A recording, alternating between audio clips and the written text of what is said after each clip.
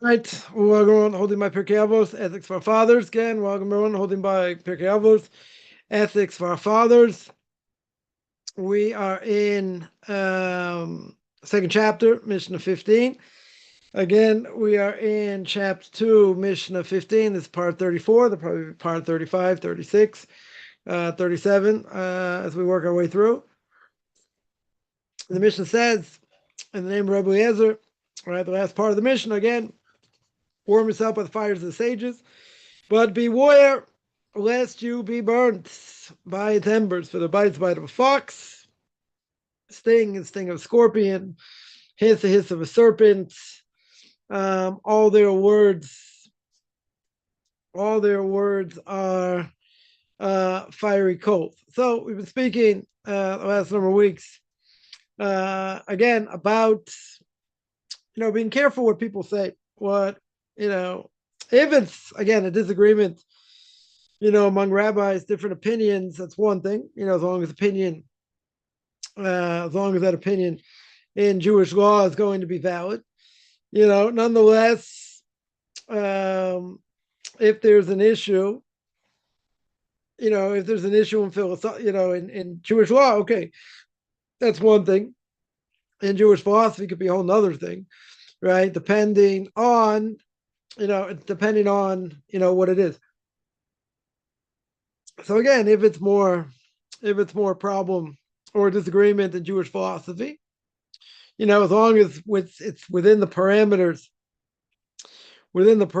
of Torah, then we say that shouldn't be an issue.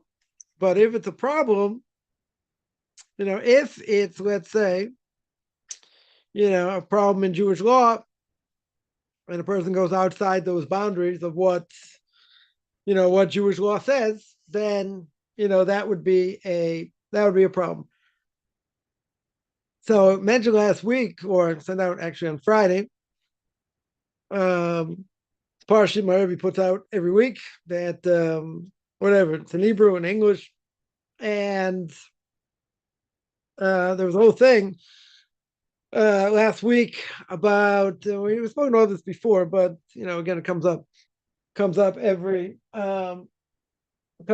so often, and that is about Har HaBayis, about going on to the Temple Mount. So I was going to repeat what he said and whatever, or let's say what the issue is. There is an issue of going up there because you have the Holy of Holies, and vast majority of rabbinic authorities hold that we don't know exactly where to go, where to walk. You'd be liable for being spiritually, being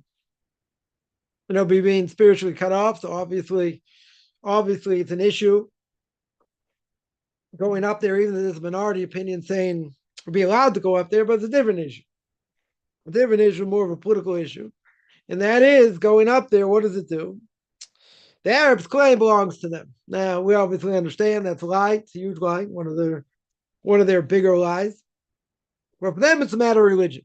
So therefore, if you're going to go up there and you want to pray there, that's going to be a problem, right? That is going to be it's a halachic problem, but it's a big political problem also, and it puts people's lives in danger. So my Rebbe here wrote, so just quoted there because of a number of good points here.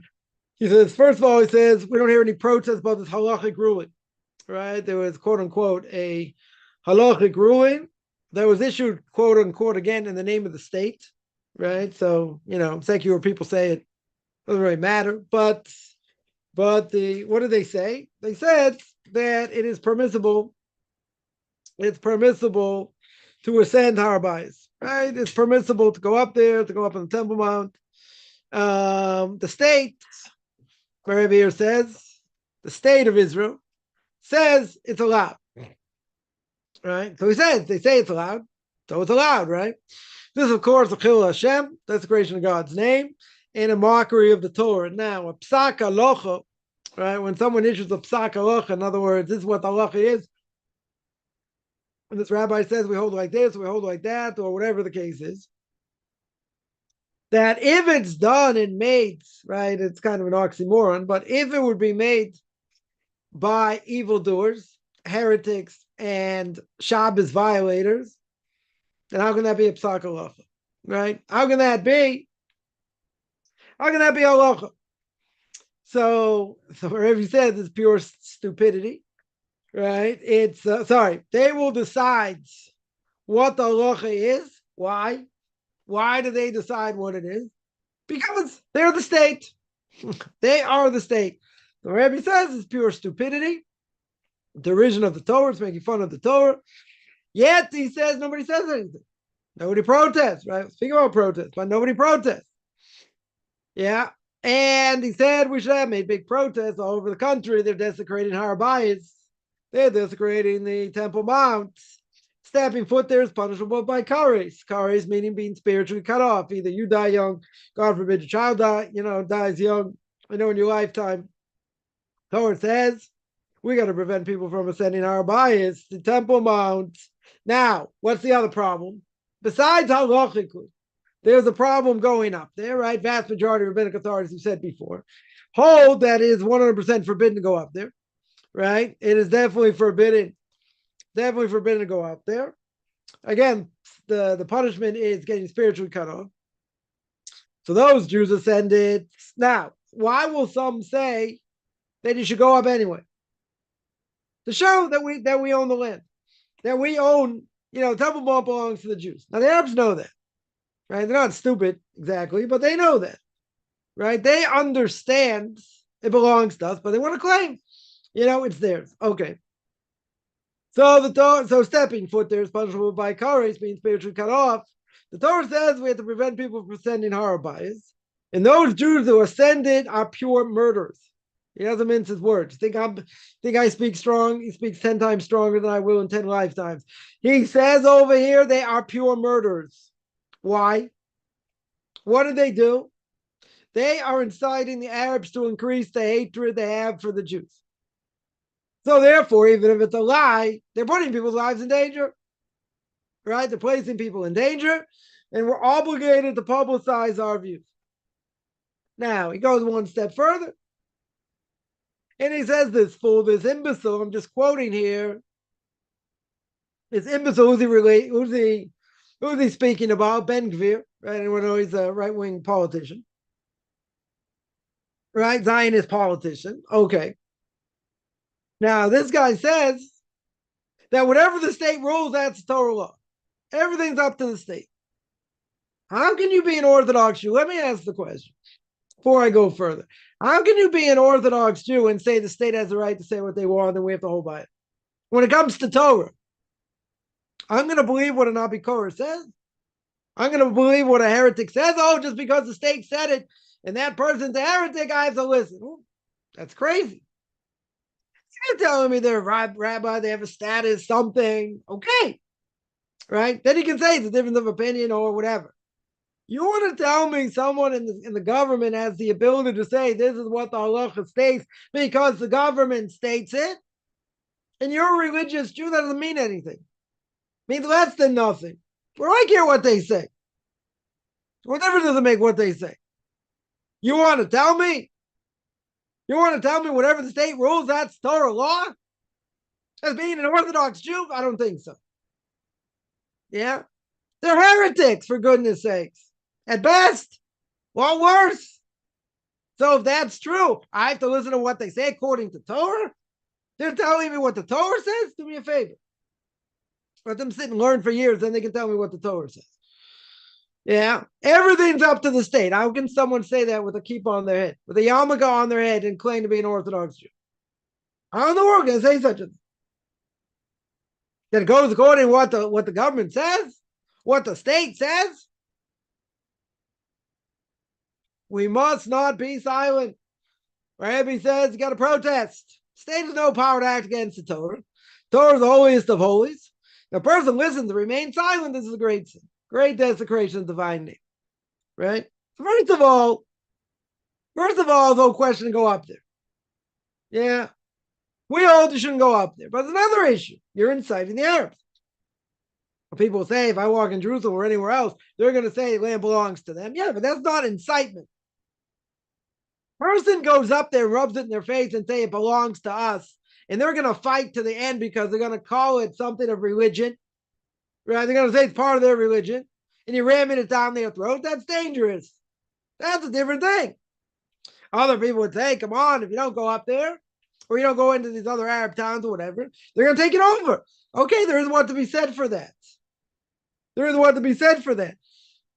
But who says I have to go up there and ram it down their throat? Right? I have to, I have to hit them upside the head and say, this belongs to us, so I have a right to pray there. They're going to fight to the last person. Right? So therefore, it's incitement. It's incitement against the Arabs. You don't have a right to do that. You're putting people's lives in danger. Not just in Israel. All over the world. You're putting people's lives in danger.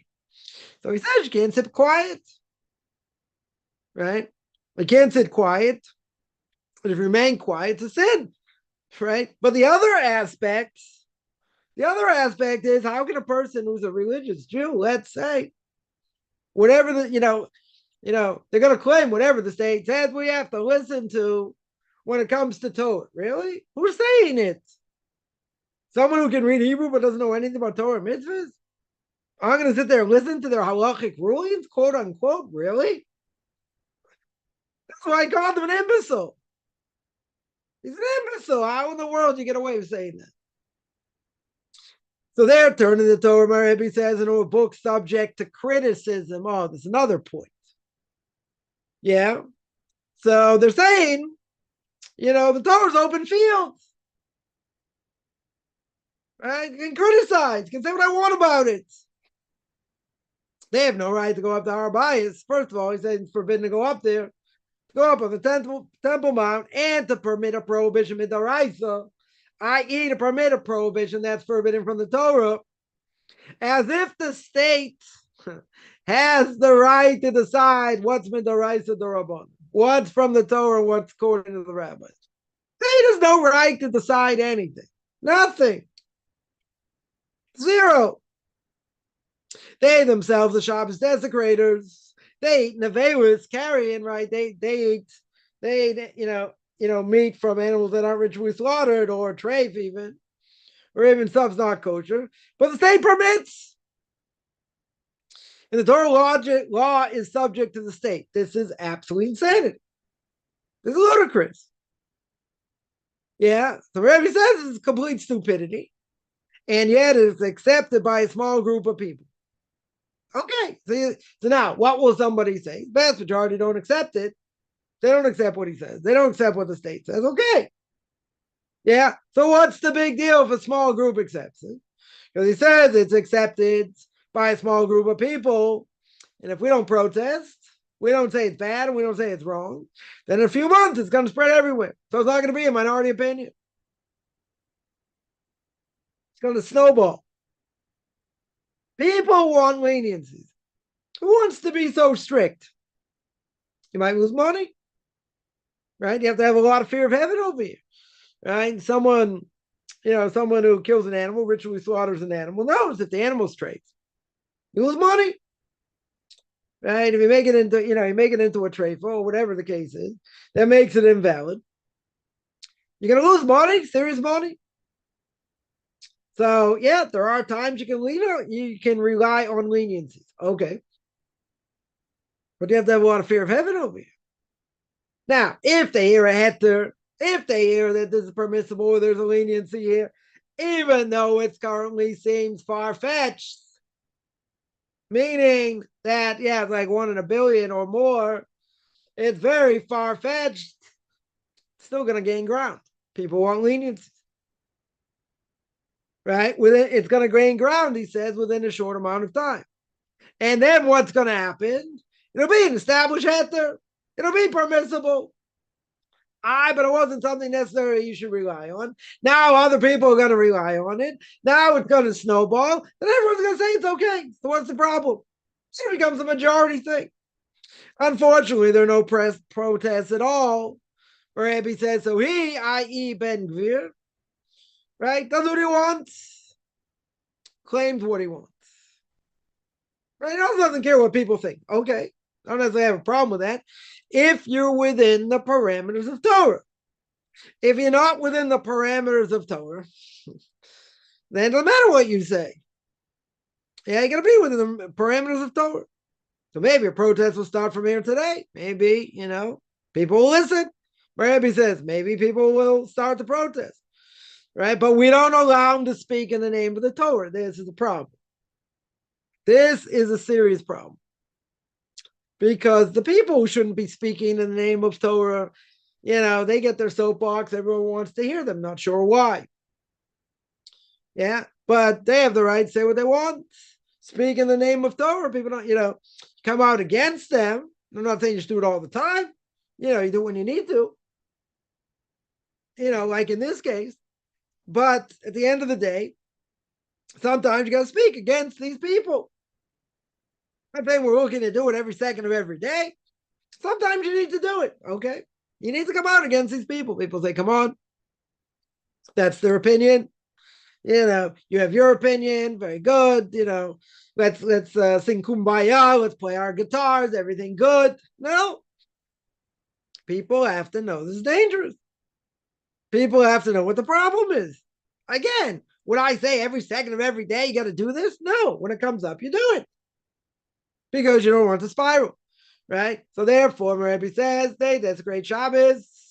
They eat nevelas, right? They eat anything, not kosher, transgress the entire Torah. That's pretty bad. So why are we going to listen to them? When they say something about Torah, don't mitzvah to listen to them. Just the opposite. Right? Just the opposite. You don't listen to them. Just like the Gemara says, if the non-Jews say, we have wisdom, you believe them. If they say we have Torah, you don't believe them. Why not? Very good reason why not. Right? Pretty obvious why not. They don't have Torah. This person has Torah. Maybe it looks like an Orthodox Jew. Right? So, what are you going to come out against them? This is dangerous. Going up on Har Bayis, on the Temple Mount, again, even if the point is, first of all, it's forbidden to go up there. Yeah. Even if there's a minority opinion that says you can't go up there. Right? There are people that say you can go up there. There are rabbis that say you can go up there. Okay. That's not the majority opinion. Now, if that's the case, you could say, okay, it's the majority opinion, minority opinion, but that's not the issue. The issue is, even according to the ones that say you can go up there, if you go up there, what it's going to cause? It's going to cause an explosion by the Arabs. They're going to say it's a thing of religion. We're going to fight to the death till the end. And it's going to cause, God forbid, people's lives. People are going to die from it. It's putting people in danger. So even if you want to say it's permissible, you're not allowed to do that. Right? That would be, absolutely forbidden. Right? So that's the main issue here. Right? But, might be saying another issue.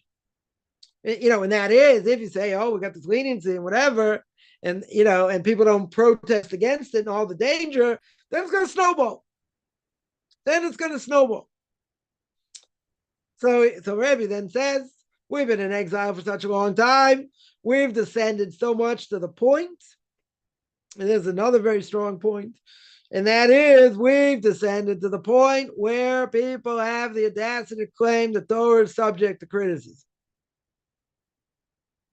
Doesn't mean we don't have to we don't have to explain the Torah. Right? There are a lot of things that need explanation. Very good. Yeah. To understand what it means, how it applies, what the ramifications are. Good. That's what Torah is. That's what's been done for the last 2,000 years or more. Right? What it means, how it relates to us, what we're supposed to do. Very good. How it applies. Maybe it doesn't apply in certain situations, whatever it may be. That's not the same thing here. We're not opening Torah to criticism. We're saying the Torah is true. We believe 100% the Torah is true. God gave Torah to Moshe Mount Sinai. Moshe passed it down to us. Very good. So it's not a question whether the Torah is true or not. The question is, how do we understand it? What does it mean? What are the ramifications? Okay. But that's not to say I got a right to to criticize what the Torah says. But I think God cares what I think? Doesn't care what I think. You think he cares what my Rebbe thinks? No. And his Rebbe? No. Doesn't care what they think. Yeah? He gave the Torah, you got to keep it. That's it. Listen to what the rabbis tell us, finished. But to say we're going to critique the Torah, we got a right to, to criticize the Torah. So my Rebbe then says, Hashem himself is our hope, right? We hope that, at least from our words today, a fire will be ignited against this evil man who wants to say the Torah is nothing. It's subject to the state. Again, ask a very simple question. If it's subject to the state, and it's subject to people that don't keep Torah and mitzvahs, I have to listen to them? I should listen to them? Yeah. Not only does it say it's permissible to criticize the Torah, he goes further, and he says it's a commandment to criticize. The mitzvah to criticize. To understand the Torah, we can ask all kinds of questions. Good. Criticizing the Torah, whether it's true or not true, whatever, a different issue. Very different issue. Unfortunately, these Jews are being accepted by more and more people. Why would they accept such a position? They accept it because they want the Torah to be lenient for them. That's what they want. They don't want the Torah to be so strict. Yeah, they want to argue the Torah does not care, and in fact, happy people subjected to criticism. Right, as we'd say in the vernacular in English, that's rubbish. It's total rubbish. Got a right to criticize the Torah. Only with complete protest, my Rebbe says, can destroy this movement with the help of God. We'll see real protest, this movement destroyed. So there's a fear. There's a legitimate fear. Relying on leniencies when they should not be relied on. And then other people say, great, we're gonna, we're gonna start this whole thing, rely on these leniencies, and it's a snowball effect. Right? Total snowball effect. That's a danger. Because he says within a short amount of time, that's what will happen. It'll become an established permissibility. Right? Or as we'd say, established heter. It'll be permissible. And then down the line, people are not even going to know what the question is. They're going to say, of course it's permissible. It's been permissible for years, for generations, for decades. You don't nip it in the bud. That's what happens. So Rebbe says, this cannot be left unsaid. This has to be said. There has to be protest. Dangerous. This is dangerous. Right? This guy claims, does what he wants, claims what he wants. So what about Torah? Where does Torah come in over here? See, there's a problem. If you don't have a hierarchy, if you don't have, if you don't have, something established, what the Torah says, what it means, what we're supposed to do. So what happens? Free for all. Now, if it's a free for all, what happens? What's the obvious thing that's going to happen? It'd be broken down to values. Because you have broken down values, they'll never succeed. Person will never remember it, won't want to learn it. It'll get totally watered down. That's what we're afraid of. What's the only thing that's kept the Jews strong in exile? Torah. It's learning. So again, if there are leniencies you can rely on for whatever reason, good. Sometimes you have to rely on leniencies. Okay. Not like this. This is a whole nother thing. This will be relying on something where it's putting people's lives in danger. When you put people's lives in danger, again, what's the other side? Let's just flush this out. What's the other side? The other side is we have a right to go up there. It belongs to us. Even if we know where to stand, why should I pray in the holiest place? Good. Right? Very good point. You want to have extra kedusha, extra holiness. You want to play in the holiest place, the holiest place. or right near the holiest place. Very good. Yeah, I can have extra holiness here. But the problem is, if you get it wrong, you get spiritually cut off. So it's probably not worth it, even for that experience. But that's not even most of the issue. What's most of the issue in this case? Person goes up there showing that it's ours. What do the Arabs think? They think it belongs to them. Now we know it's a lie. Everybody knows it's a lie. They even know it's a lie, but they're going to perpetuate it. Very good. So now you're entering their turf. They say it belongs to them. We say it belongs to us. That's an act of war.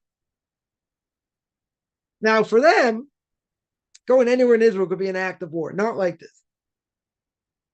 Right? Person goes anywhere in Israel can make the claim. Person, they can make the claim. It belongs to us. We're going to protest this and that. They're not going to do it like that. They're only going to act when something happens. Usually. Yeah. They don't need something to happen, but they use an excuse. They use an excuse. Now, it could be a good excuse, according to them. All Israel should be in fear right now because, they just wiped out two top people, one in Hezbollah, one in, by Hamas. So, they're going to retaliate. Right? Well, it's quiet over Shabbos, pretty much. So, we'll see. We'll see what's going to be, but nobody knows.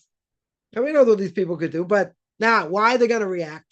Because they were acted upon. Okay. I'm not saying it's right.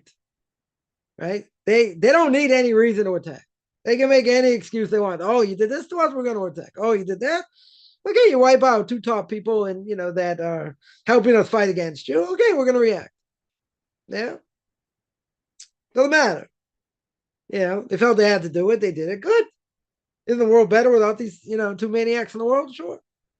Are there going to be repercussions that'll be felt? Sure. But hopefully, we do what we need to do. Got to protect us. But, you got dangerous people out there. Right? And plenty of weapons, plenty of missiles and all that. Okay. Right? Doesn't, I mean, it shouldn't have done it. World's a better place, we said. Throwing without them, it weakens them. Good. But again, we're not interested in instigating them. Going up on the Temple Mount is an instigation. It's ramming it down their throat. But the other side will say, we have a right to do it. We have a right to go up there. We have to show it belongs to us, just like in other areas. Right? We'll take over other areas. We'll go live there. If we don't go live there, they'll take it over. God, there's a good point to that. There is a lot to be said for that. Because they will take over. They will live in these places. Yeah. Okay. But if you go in such a case, in this case, what we've been speaking about, the Temple Mount, you go in there, for them, it's an act of aggression. Doesn't matter whether it's true or not. Doesn't matter. To them, it's an act of aggression.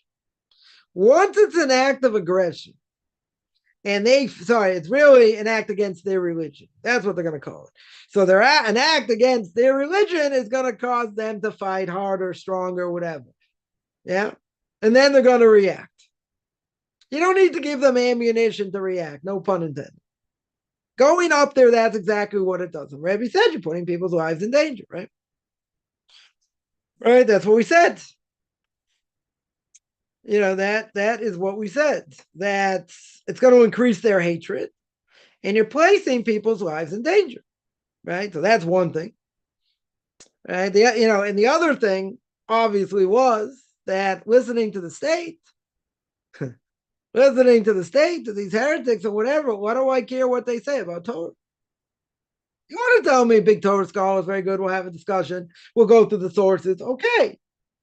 But I have to listen to what the state says based on what these heretics say about Torah. If the Gemara says, if the non-Jews say they have Torah, you don't listen to them. What are we going to say? Let's just extrapolate. What do we say about secular Jews if they say they have Torah, but they don't keep Torah mitzvahs, right? They eat treif, they desecrate Shabbos, they intermarry, do all kinds of other things. Do we say they have Torah? Now, technically, they do have Torah. If they're born Jews, they have Torah. Okay. But if they're going against what the Torah says, does that mean they have Torah? You could still argue and say, yeah, they still have Torah, but they're going according to their evil inclination, whatever. Okay, you can probably say that. But who says we have to listen to them? And if you're an Orthodox Jew holding by Torah and mitzvahs, why in the world would you listen to them? Just because they're the state. Yeah, that doesn't make any sense. Does not make any sense at all. None. Right? None at all. Yeah. Let me take some questions here. Somebody says, does it mean an unpure spiritual state? Yeah. To go on the Temple Mount, you have to be in a certain spiritual state. We can't be on that spiritual state. Why? Because once the temple is destroyed, everyone has a level of impurity. Since we have a level of impurity, going to the mikveh, even if you stay there for a month with a rubber ducky and a snorkel, it's not going to help. It will not take off that impurity to be able to go up there. Right? You got to wait for the Messiah to come, the temple rebuilt. Other things have to happen. So since you're in a state of impurity, I should have made that clear. Since you're in a state of impurity, you can't go up there. Right? A Jew cannot go up there. Now, other rabbis may disagree. Say, we are allowed to go up there. You go to the mikveh, you go. You should be allowed to, whatever. We don't hold that way. Right? The vast majority of rabbinic authorities don't hold that way. Since we're in a state of impurity, you can't go up there, period. You can't go up there. Right? So, that would be forbidden. He says, all right, you have to say we're inciting the Arabs, right? That is considered incitement. Right? So, and Daya correctly, we should have announced in protest. Yes. That's what my Rebbe said. People should be protesting what this guy did. Even if no one's going to listen. He said, because this is dangerous. It's not just a halachic issue here of going up there and, and taking off the impurity and all that. That is one issue that we hold certainly is forbidden. Or the vast majority of rabbinic authorities holds forbidden. Okay. But there's another issue. The other issue is you're instigating against them. Even if it's a lie for them, which it is, right? Even if they claim this is a religious thing or whatever, and now they're going to carry out terrorist attacks because of what we did, that's putting Jewish lives in danger. In Israel and all over the world, for sure. That's putting people's lives in danger. You're not allowed to do that. Right? Now, if you try and hide that, or you don't say anything, Rebbe says it's worse. Sometimes the Gemara says, the Gemara says in Shabbos that, if you don't protest, they have to know when to protest and whatever, but if when you have an obligation to protest, you don't, it looks like you don't care. And if you don't care, God says, okay, you don't care. Why should I protect you so much? Why should I do this or do that? Yeah, that was the point.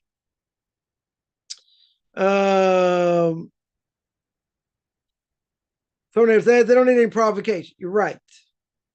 You're missing my point. They don't need any provocation to attack Jews.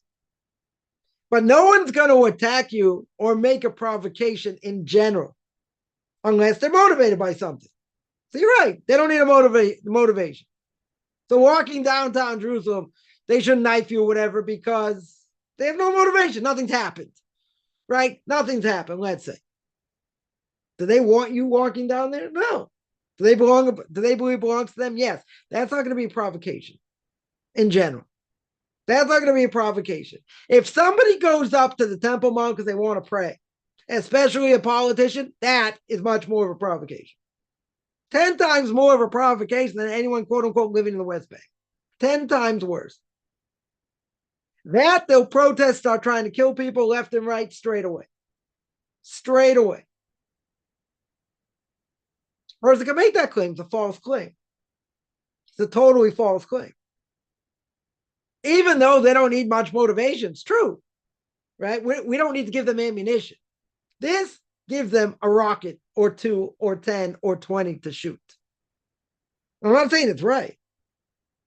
I'm not saying it's right that they should do that, but that's going to be direct reaction.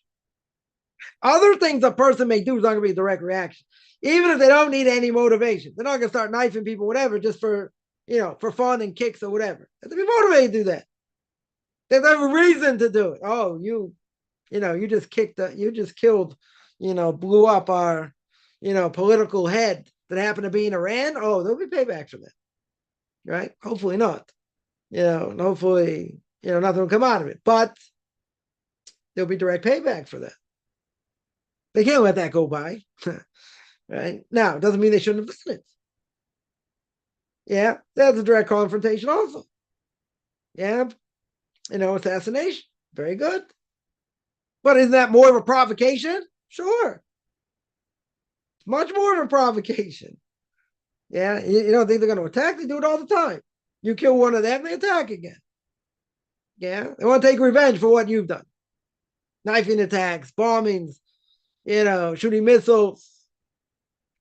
I agree. They don't need ammunition for that. They can do it anytime and just make an excuse. True. But there are other things that are going to open their eyes much quicker and do something much faster because it hit them right between the eyes.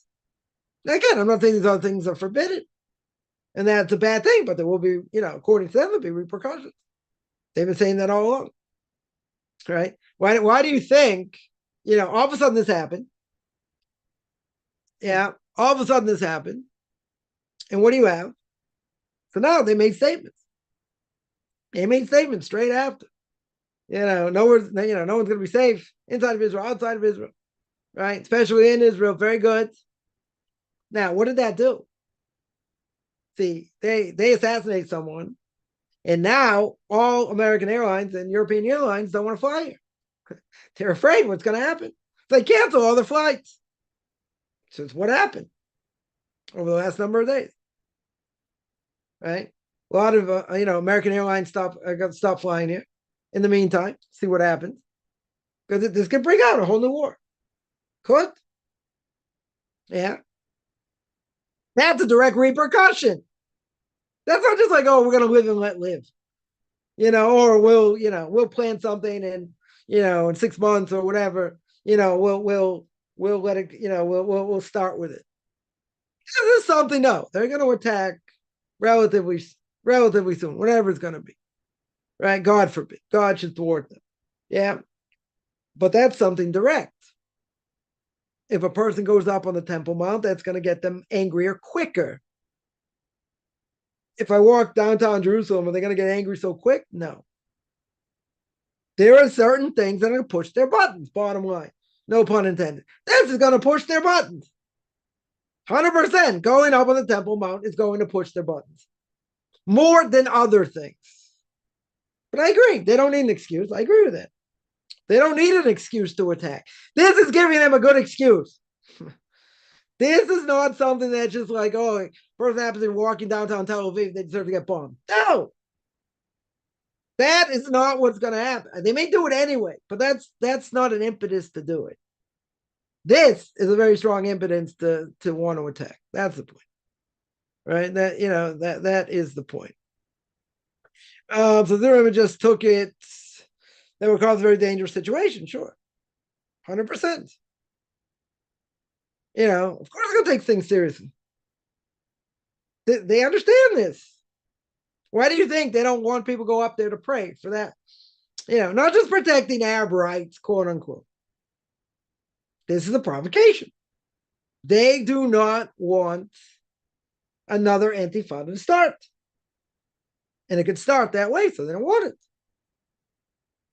So you want to go up there, this and that, go up there to pray, it's a problem. It's a problem halachically, it's a problem politically. They don't want them starting. Yeah. Is it Islamic waqf, as they would say, or on Sharia law? Remember one thing. When the Israelis liberated Jerusalem, and they took over the Western Wall, what was the first thing they did? One of the first things they did to placate the Arabs was they gave them the Temple Mount. They gave them keys to the Temple Mount. They didn't want to rule over the Temple Mount. Yeah, and who knows what they've been doing up there, digging underneath, trying to legitimize us, saying that it doesn't really belong to us, but whatever. Their goal, understand, their goal is to make Islamic law across the world. That's their goal. Right? Not just in Israel, everywhere. So if you don't nip in the bud, and that's what they've been saying for a long time, we don't stop Hamas, this whole thing now, it's gonna go all over. And you got significant minorities in a lot of countries, in England, in France, Germany, all these places, especially America, you get also. Yeah, we get all these places, very small, significant minority. Significant. In England, France, other places, certain communities, they won't go in. The police won't go in. Makes sense. Totally makes sense. Someone ever says it can never be secular law trumps Torah law, right? That's true.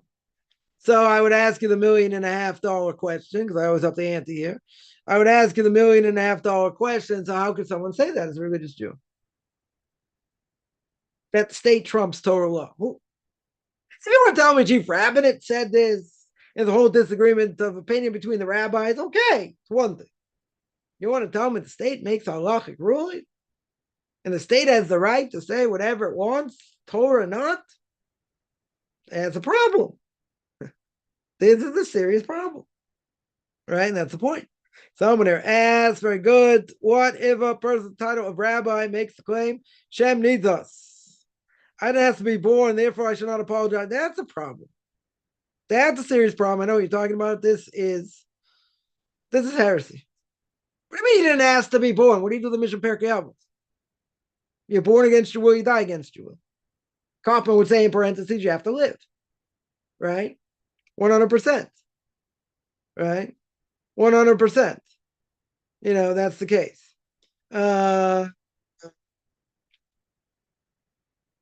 But saying, that this is a problem. What do you mean you didn't ask to be born?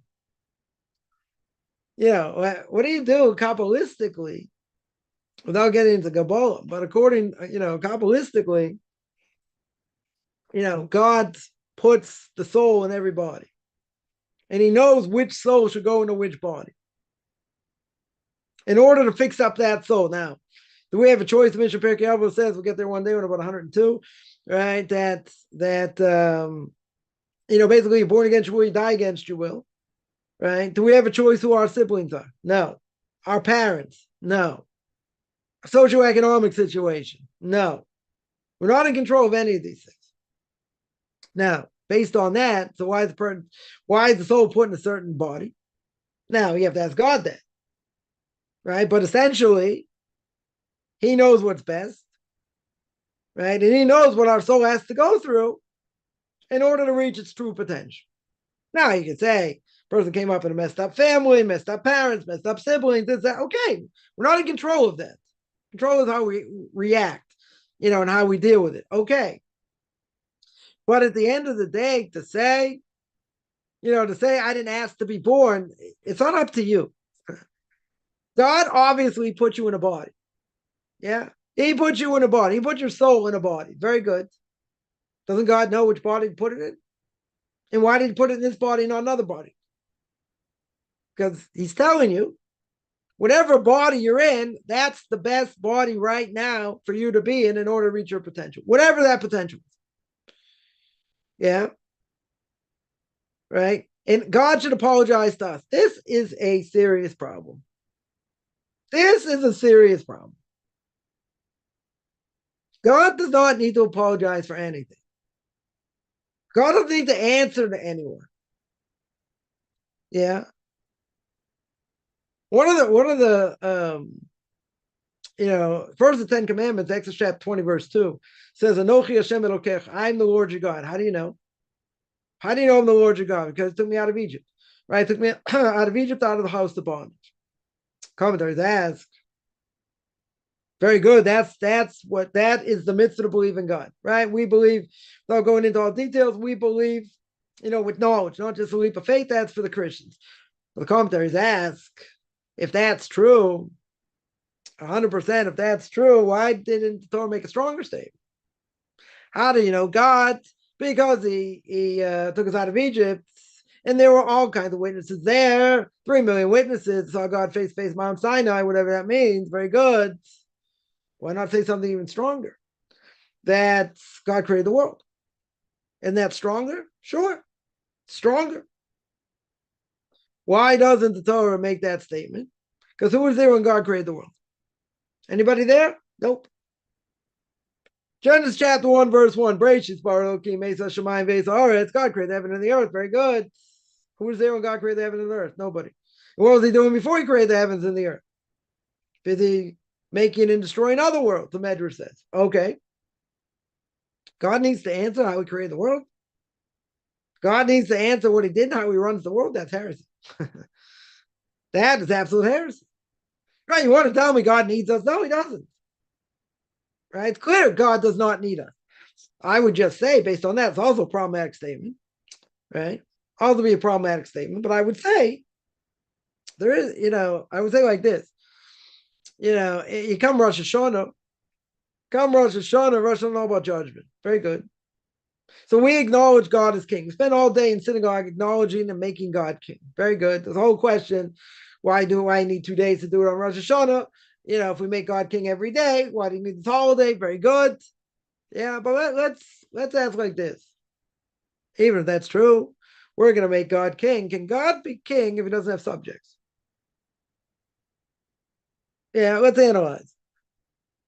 Animals, do they serve God? Yes. Different levels, they serve God, but they're programmed, right?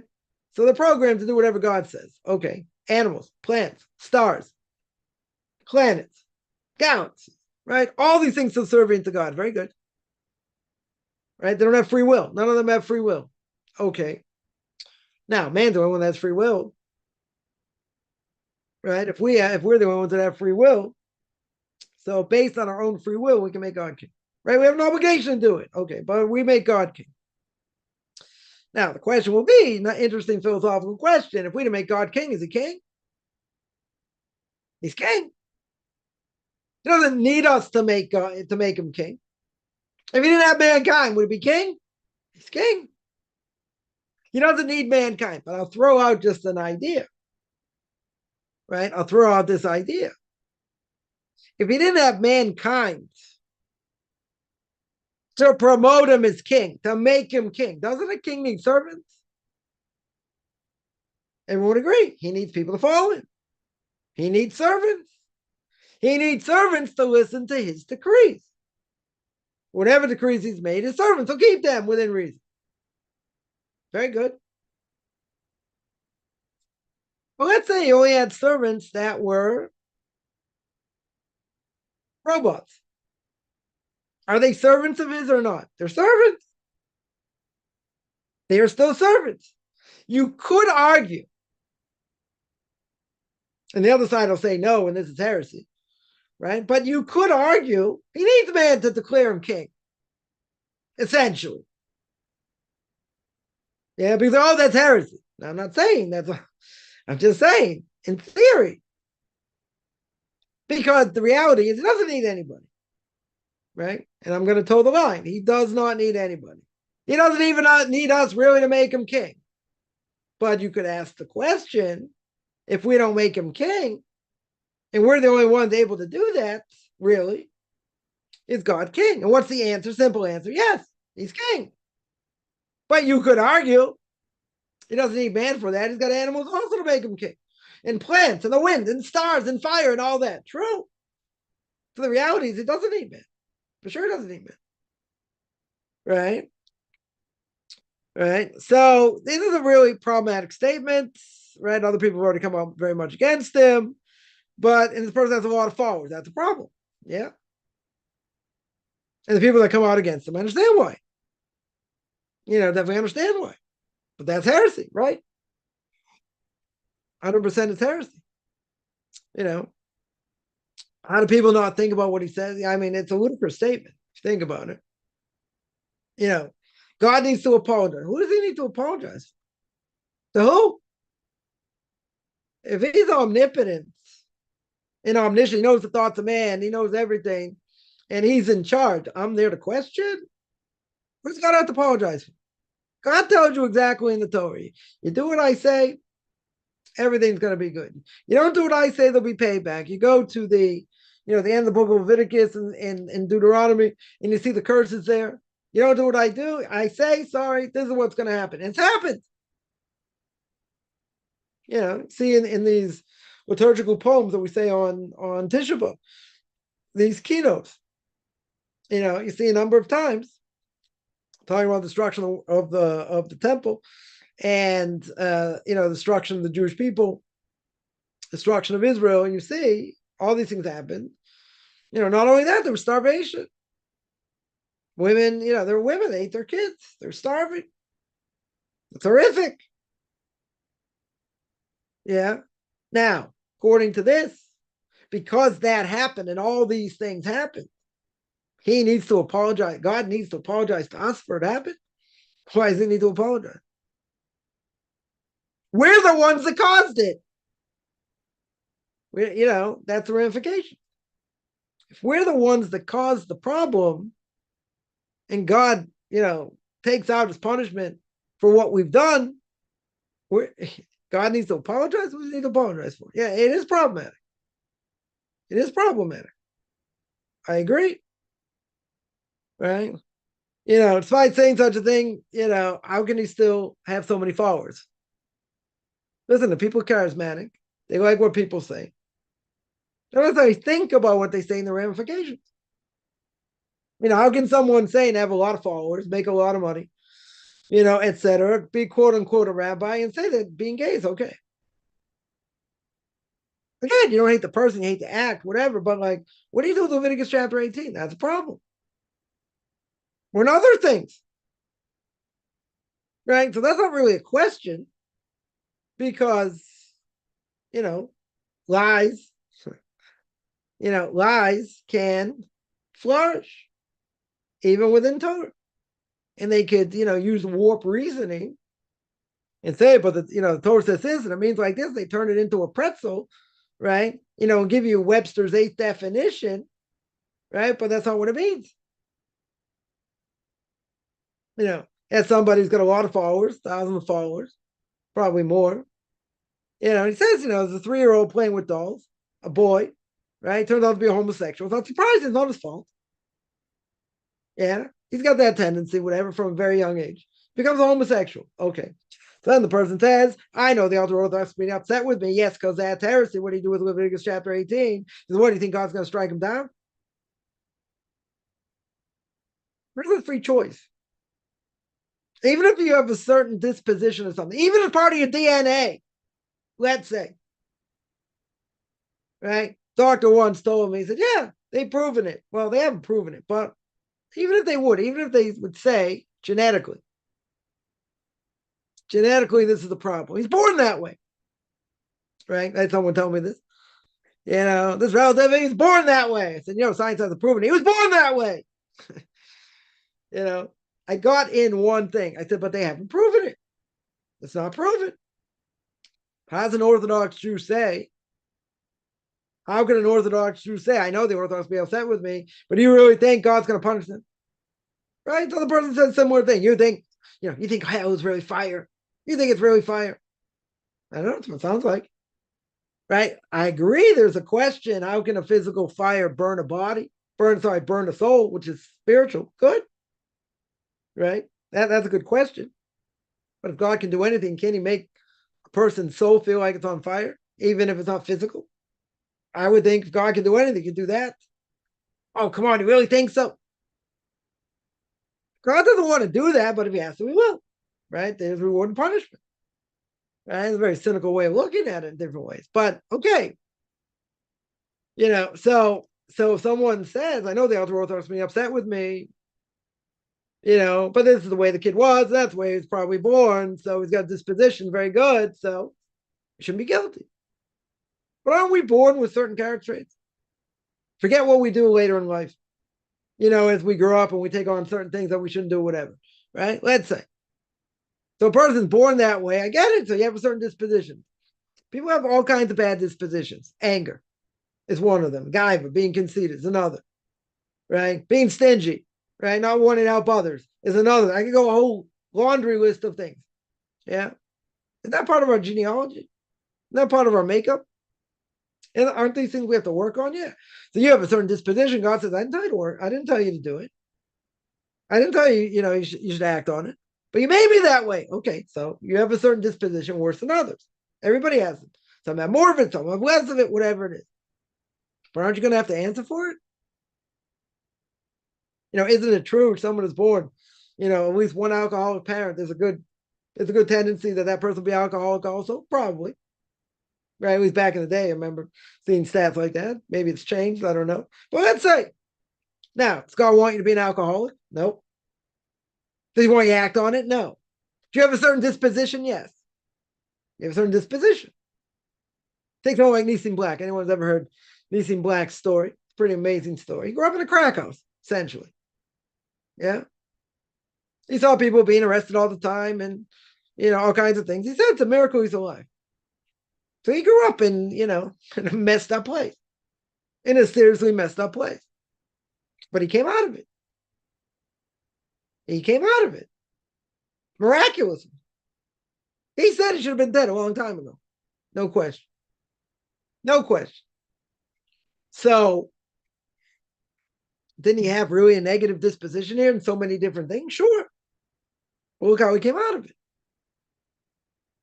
But you're right. These statements are problematic. The fact that people follow it and listen, everyone's got free choice. Yeah, that's why I got good people out there smashing this person, which he should be smashed. Right? 100% should be smashed. It's pretty amazing. Yeah. People listen to all kinds of things. Yeah. If they had half a brain, they think, if they were more learned, they would know there's a problem. So it's not, but a person can be charismatic and other things, and people's brains go out the window because they like to hear it. They don't want to, they don't want to believe it, or they don't think it's a problem. Why don't they think it's a problem? That's a good question. Yeah. So good. You got good people lambasting this person. You should be lambasted. I don't have an issue with that. So, the fact that even you can have religious dudes, believing in certain things or whatever that go against, maybe the heart of Judaism, it definitely happens. Right?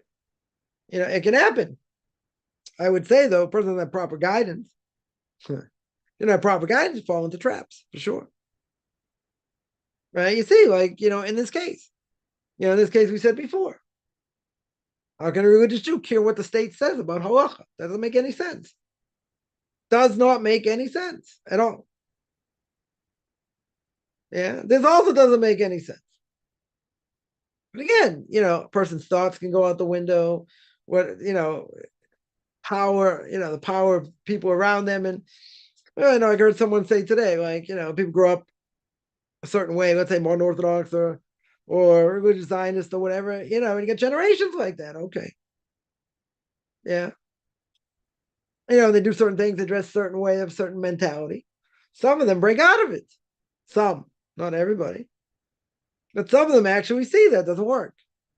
Or it's problematic or whatever. But they grew up that way. So just because a person grew up a certain way doesn't mean they're going to stay that way their whole lives. And they shouldn't. Things that are bad should take out. Should work hard to fix. But we're influenced by society, by people around us. And, they'll say, well, but I've thought this way my whole life. This is what I've been taught. Okay. Now, who says what you were taught was right? Maybe your parents thought this is the best thing. Okay, maybe. But now you see the fallacy. Now you see the problem. Why don't more people see it? I think it's very simple. It's either they don't want to see it, right? Not interested in seeing it, or it's just too hard to fix. Right? A person may have to start from scratch and have new friends and maybe alienate family. Okay. These are hard things. But if it's true, it's true. Some people are not willing to take the bull by the horn. Right? But there are certain things I agree that are mind-boggling. That you would think, how could someone believe in such a thing? Just because the state said it, very hard to believe. Very hard to believe. The state says a lot of things that go against Torah. So just because the state said it, you're going to listen to them? And it's problematic. Extremely problematic. I wonder if even read the Haftorah today addresses why things happen to them. Yeah. People blame Hashem for their choices. Now, again, it could be the evil inclination. Could be part of the test. Right? God gets blamed for everything, doesn't get enough credit for the good. I would definitely agree. I would definitely agree. But there are times, it can put you in tests, very difficult, very, very difficult tests. But again, what's the bottom line? You make the bed, you're lying. You get upstairs after 20 years, you're going to have to answer why you did this, why you did that.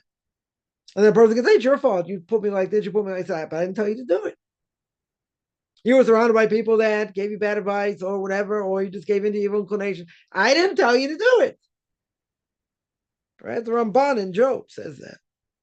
Person going to complain, oh, God, you did this, you did that. I didn't do that. I just didn't stop you from doing it. You chose to go down that path. Right? What does the Gemara say? Go in the right path, God will help you. If you go in the wrong path, God doesn't necessarily have to stop you. Now, could be times that he does stop you. Many times he does stop you from destructive behavior. Okay. We don't necessarily see that. We don't fathom that, but yeah. But because something happened, yeah, the point is, people are going to say, God, it's your fault. God says, not my fault. I didn't tell you to do it. You got egged on, whatever. You did it yourself. You got to take responsibility. True. That's very true. People don't want, it's one of the worst things. People do not want to take responsibility. It's very easy to pass the buck. Very easy. Very, very easy. I would agree. That I would agree. It's not get attacked on Shabbos, not that I know of. Shabbos is relatively quiet here. So I was expecting to hear a lot of other things, but the Upper Galilee got attacked on Friday. Right? I don't think there were any casualties, but that area wasn't seemingly not attacked. But don't know. They're right in the line of fire, so to speak. The Second Temple got destroyed because of the divisions in people. Yes, it's called Sinas Chinam. Right, unlawful hatred and speaking Lashon Hara. That's why the Second Temple got destroyed, and it's still being, still destroyed today because of it. Because even within Orthodox groups, there's dissension there. People speak badly against others. It starts with us. 100% starts with us. So, I wouldn't say it's necessarily leadership per se. I mean, could be, right? But again, division among people. Right? Speaking badly against others. That's something that we still haven't learned. If we would have learned the message and got the message stronger, then we wouldn't speak Lashon Hara, the temple would be rebuilt. But obviously we haven't got that message. That's why, everyone should learn at least 2 halachos a day in the laws of Lashon Hara. Right? Just to know what you're allowed to speak, not allowed to speak. Because we're still living that. We're still part of it. Yeah, and the Gemara in Taina says anyone who didn't rebuild the temples as if you destroyed it in your lifetime. You're going to say, come on, those generations before were a much weaker generation. Doesn't matter. The fact is we have what to learn. We have what to do. Right? But that has been probably one of the most serious sins that have happened, since the destruction of the temple that we haven't fixed. It's still a serious problem. Definitely still a serious problem.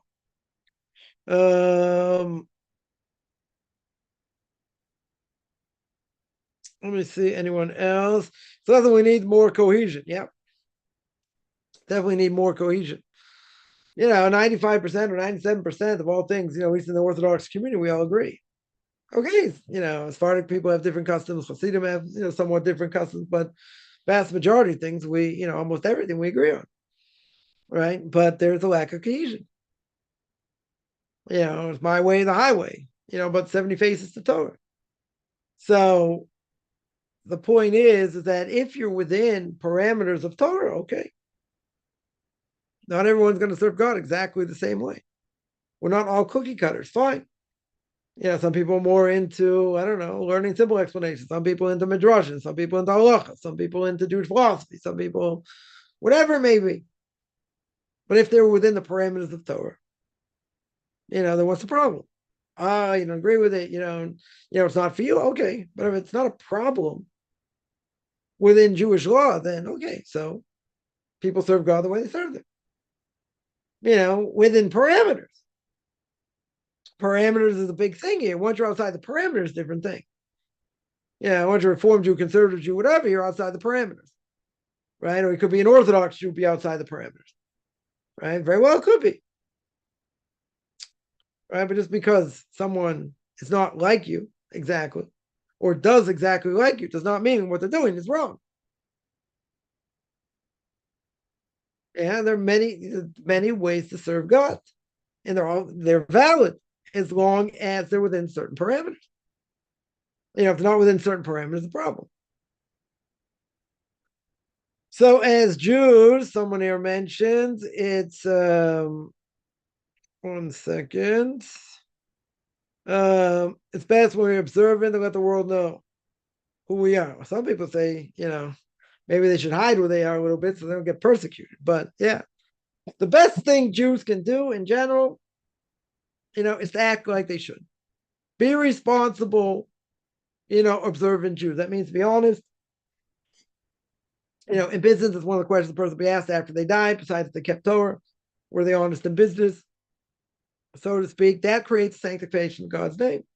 When we do what we're supposed to do, if we don't do what we're supposed to do, depending on a person's levels, that's the creation of God's name, right? In general, and that I've spoken about a lot. It's desecration of God's name is a technical definition, right? You need 10 Jews, desecrate in front of them. But Rashi says, the end of Yuma, Rashi says a person learns from a person's bad character traits, it's also desecration of God's name, even if it's not done in front of 10 Jews. Right? So we're our own worst enemy. 100%. So if we're doing what we're supposed to do, what the nation should see, right? Even secular Jews should see. Oh, this is what the Torah is. Thank God, his parents taught him Torah. Thank God his Rebbe taught him Torah. Right? Our young, vulnerable.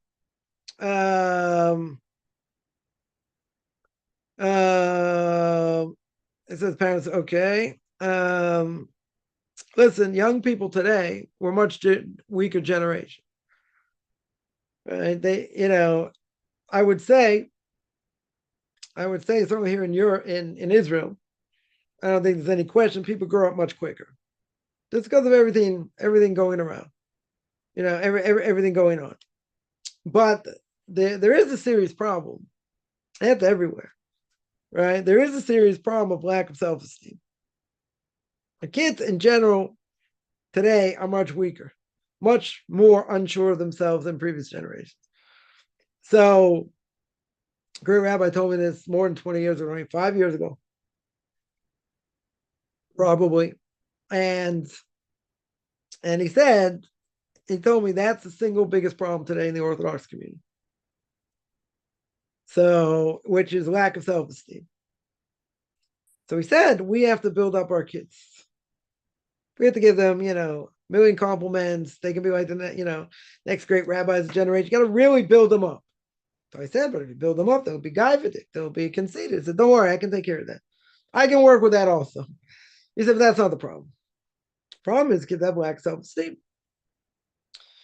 Right? Because they go through a lot. I'm not just saying, a person that brings up, a question about, coming from house of divorce. Yeah, that's another issue. That's another issue. I'm not even talking about that. I'm not even talking about whether they're necessarily problems.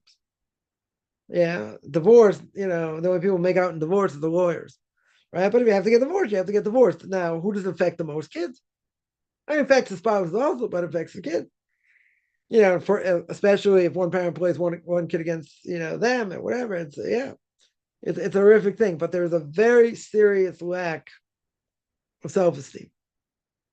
Yeah.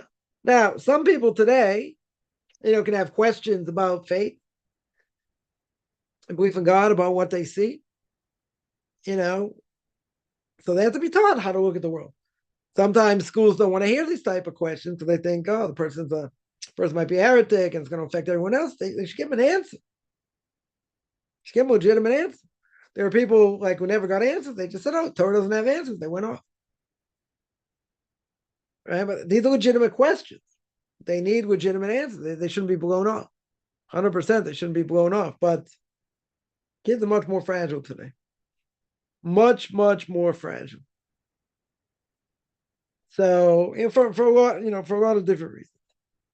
So you can have kids that go through the system, learn very well this and that, and they don't want it anymore. They just want to they want a freer life. They want to be able to enjoy life more, they think, by not having to, get up at a certain time and pray, and all these things. Because they never internalized the message. They never got the message.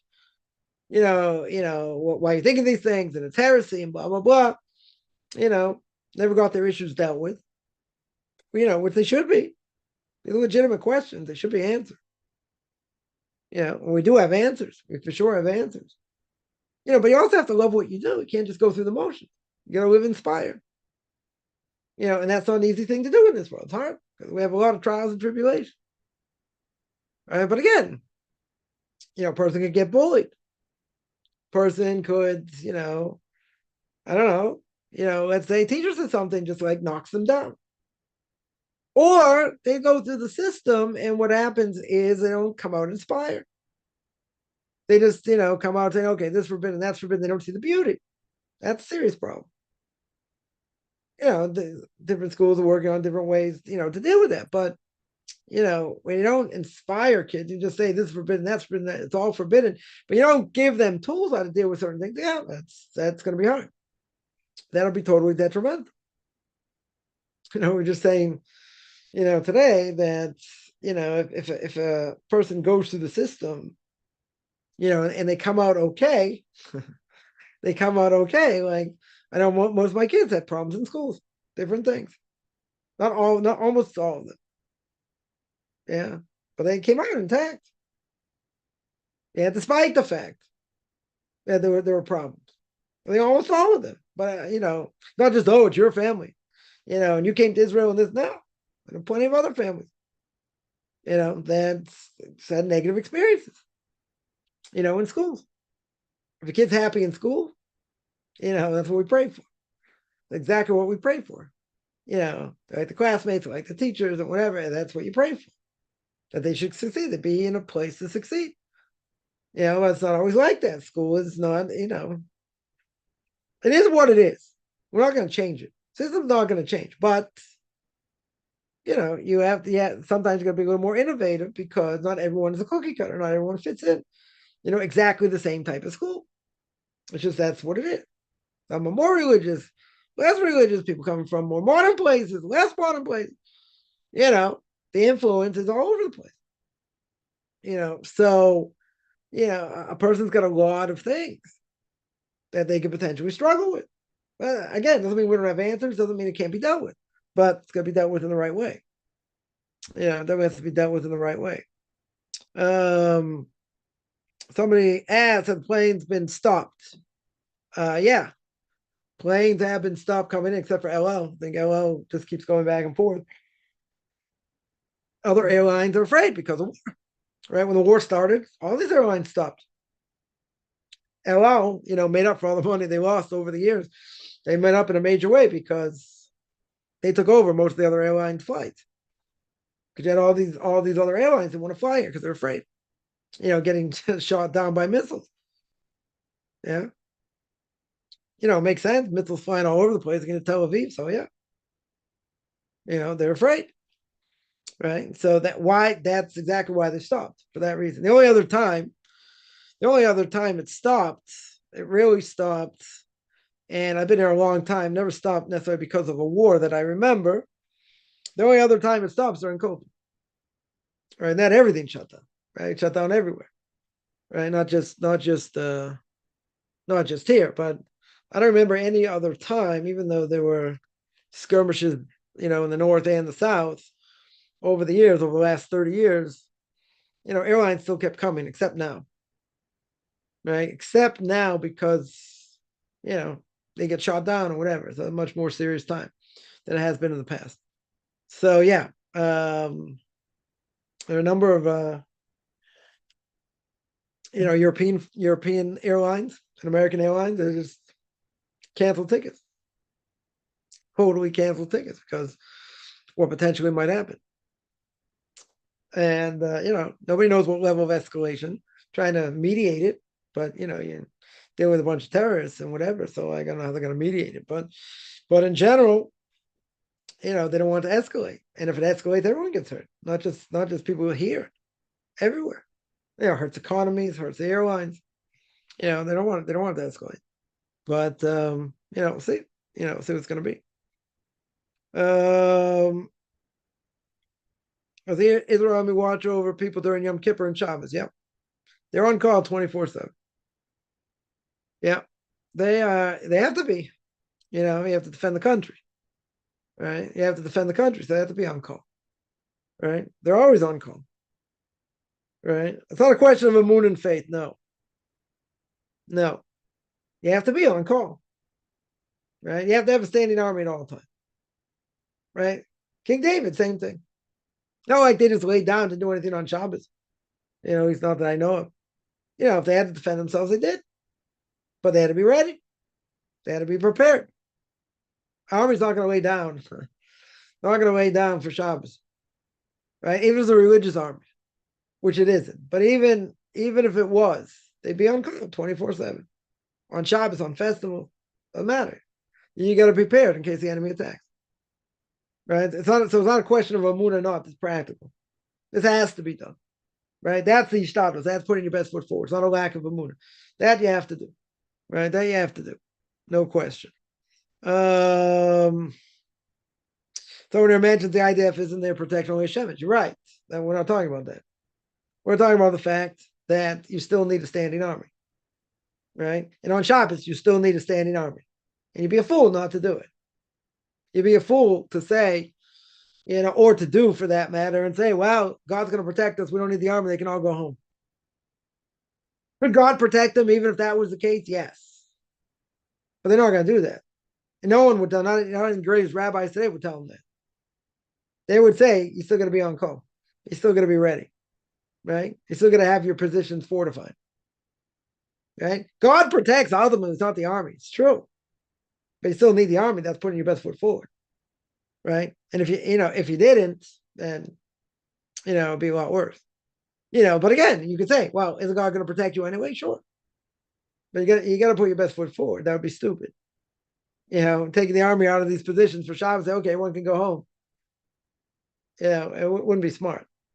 And that wouldn't be saying, oh, we believe in God, whatever. That's false emunah. I would say it's false emunah.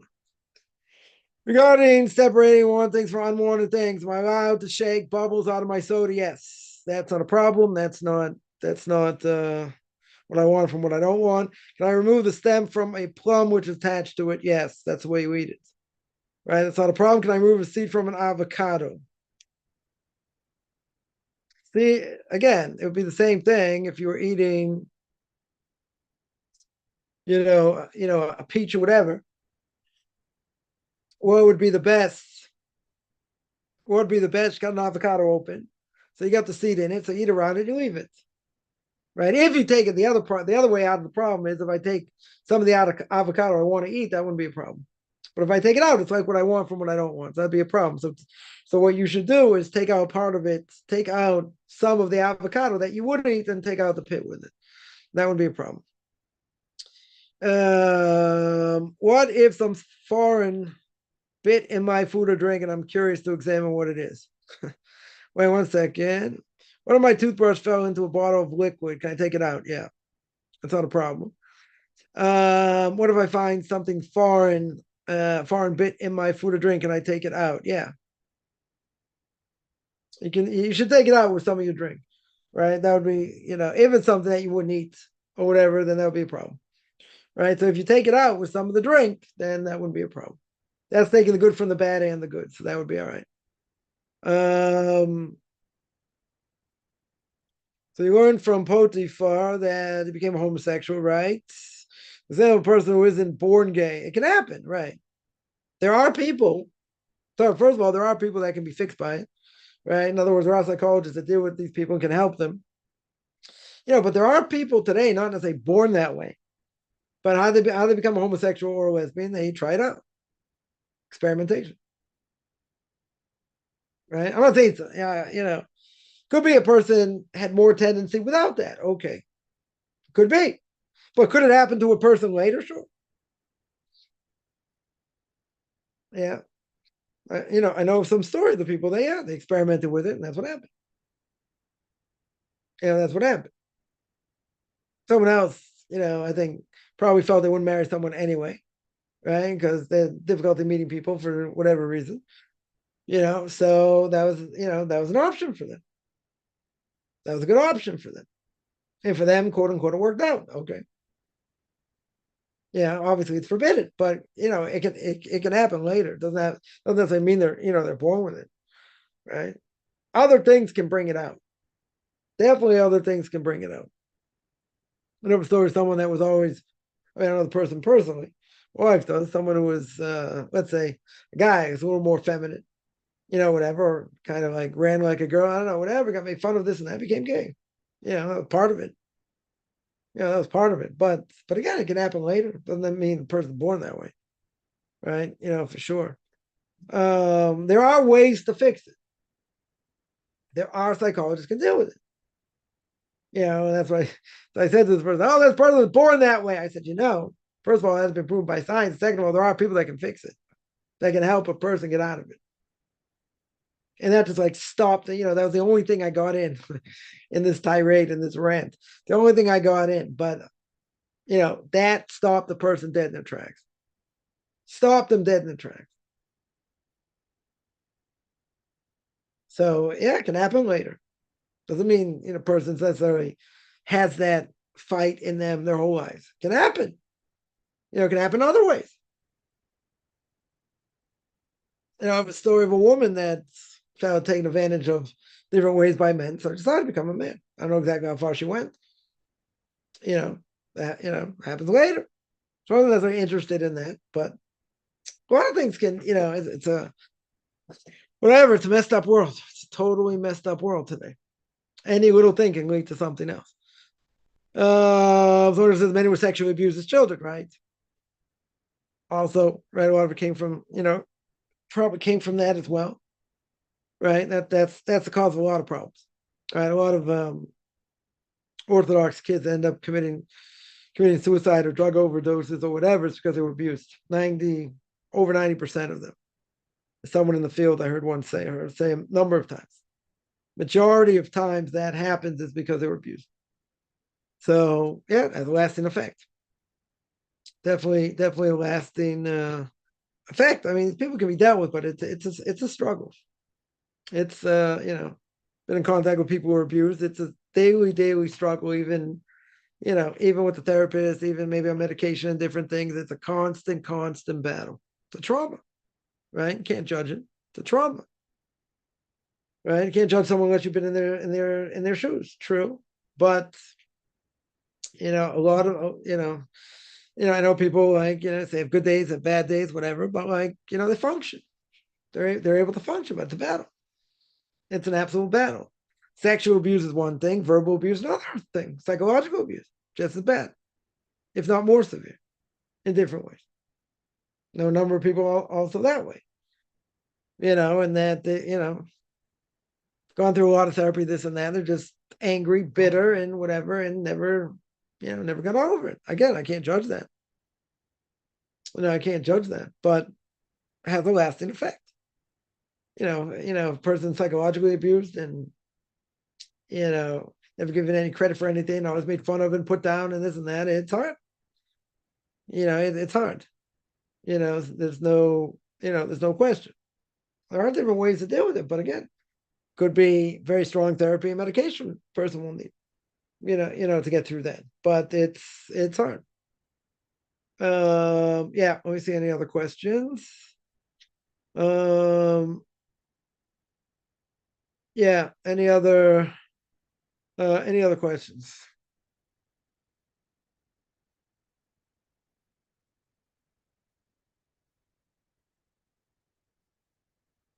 All right, I'm gonna stop here. I do this every Saturday, 2:30 Eastern time, 9:30 Israel time. Anyone has any questions, feel free to shoot me an email. If you want to set up a time to speak, you can take a look at Contact me on Facebook at Michael Chaim Kaufman. If you're on Orthodox Conversion to Judaism, orthodoxconversion.com, or you can email me, rabbichaimkaufman@gmail.com, RBBICHAIMCOFFMAN@gmail.com, whichever good beginning of the day, middle of the day.